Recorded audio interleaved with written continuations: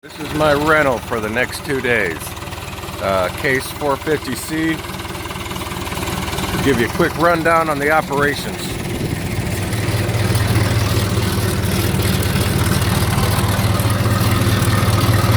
Alright, so first of all, let me turn this just so you can hear me. Alright, so basic operations. I got these 3 levers here. There's going to be your forward, reverse.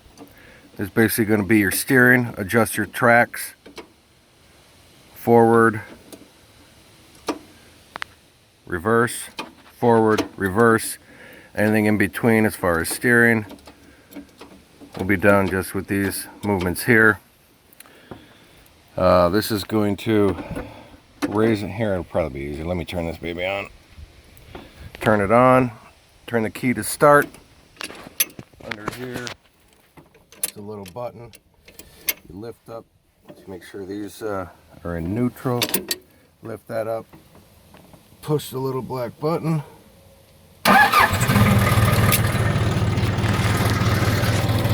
On the side here, raise your bucket, raise your blade, lower, also tilt.